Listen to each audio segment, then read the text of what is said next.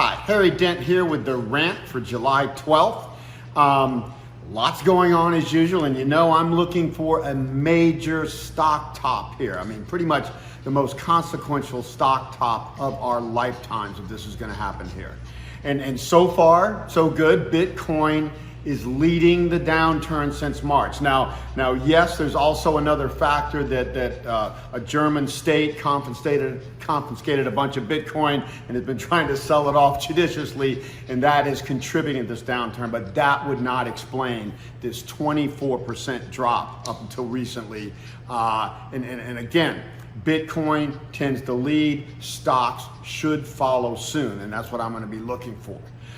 When I look at the Russell 2000, which is the clearest of the stock patterns, it still looks like it peaked back in 2021. Huge divergence that it's still 18% from its highs at its best recently, and it's been in this channel, which I've been featuring in the newsletter for our subscribers, that is trying to break out to the upside. Okay, it's between 1630 and about 2100, and it keeps trying to break out to the upside, and it just did it recently, and it keeps falling back. So right now, if we can break a little higher above 2130, that would signal a little bullish for stocks near term, and we're not ready to see this, follow through in the downside yet. But if it breaks below 1900, that would be a bearish sign for stocks, okay?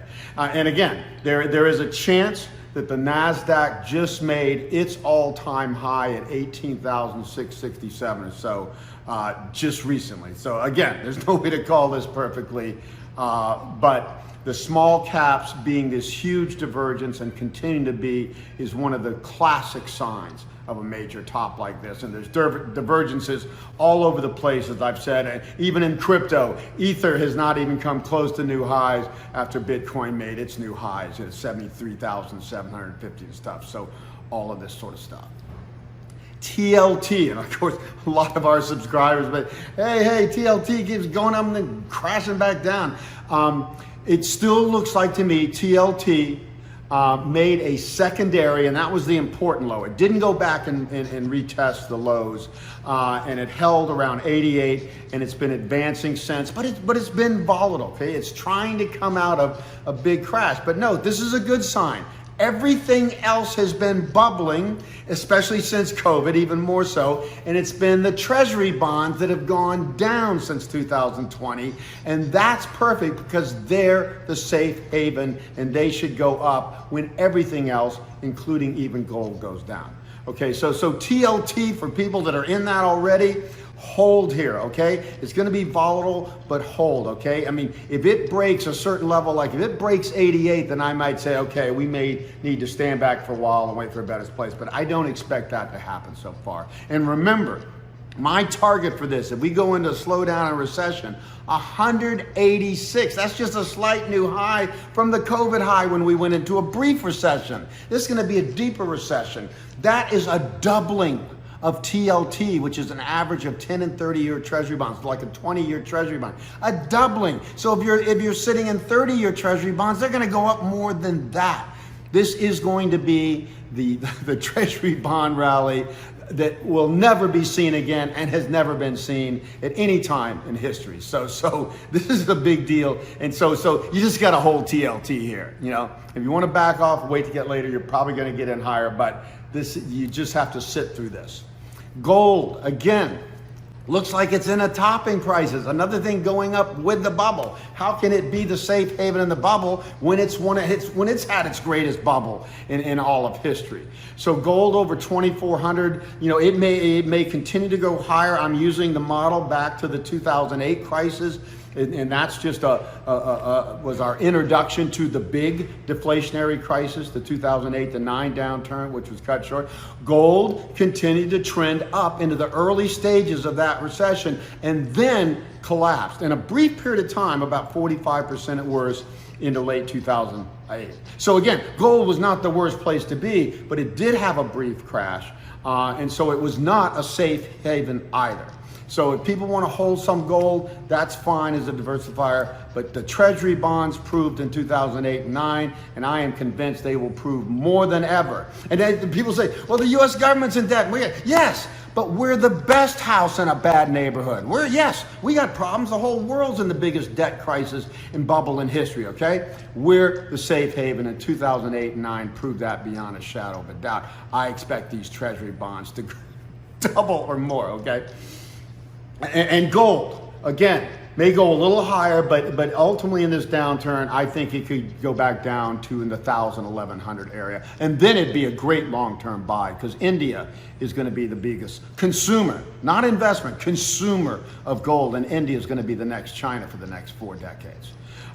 So the Fed rate cut, okay, so now it's expected in September, okay? Okay, this is already discounted in. I'm saying that basically it's going to be too little, too late when it happens, okay? It's typical for the Fed to finally cut rates when the recession starts. So what if that's what's happened? They finally cut rates, 50 basis points or maybe 100, and we're already getting signs that we're in a recession or the economy is weakening more quickly, and that's kind of what I expect. And you got to remember, the stimulus comes on a lag, okay? We had, and I think this lag, which used to be more like a year and a half, may be stretching to 2 years because of the magnitude. We had, the panic in COVID, 27 trillion in total stimulus, 11 trillion of it came in the 2 years after COVID. So that was an overreaction. That caused the 9.1% inflation, and now the biggest rate hike in 40 years. And that will not hit fully. You got to remember this. It's working against the huge stimulus just before it that was still playing out into recently, and it will not hit until at least early next year. And if it's stretching to a 2-year lag, which is my theory now, that it will not hit until the middle of next year. And that's why I expect 2025 to be the down year that finally says, hey, we're finally gonna have the crash of our lifetime. Governments have put it back off since 2008, put it off more since COVID when that threatened it, but you can't put off the inevitable forever. And again, classic mistake was to overreact and overstimulate to COVID, which was a short-term crisis, which would have worn off anyway. And now that has forced central banks, and not just us, Europe, everywhere else, to tighten the most in 40 or over 40 years. And I do think this will be felt. If it's not felt by early next year, then we got to really reconsider everything. But I think we will feel this, and the markets will finally go down. So again, crash of a lifetime.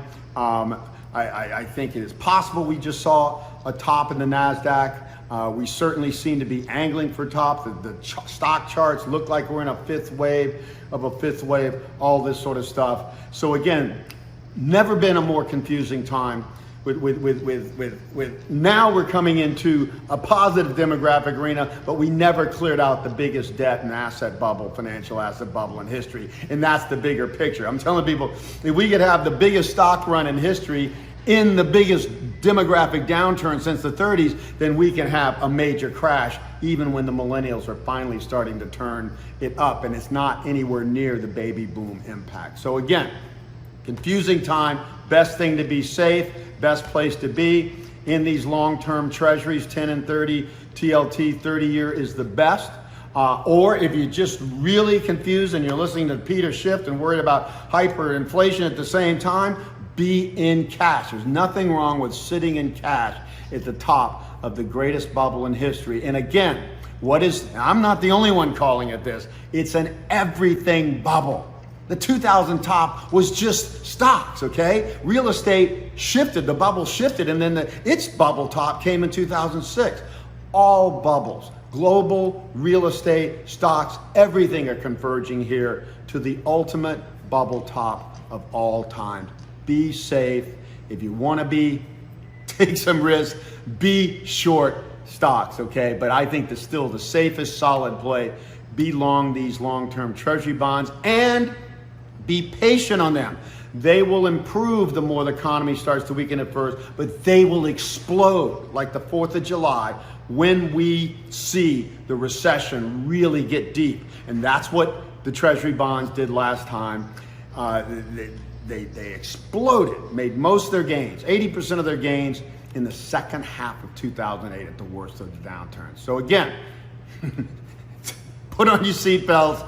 I think we're finally getting ready to see some real action, and let's just watch it, and I will certainly keep you updated.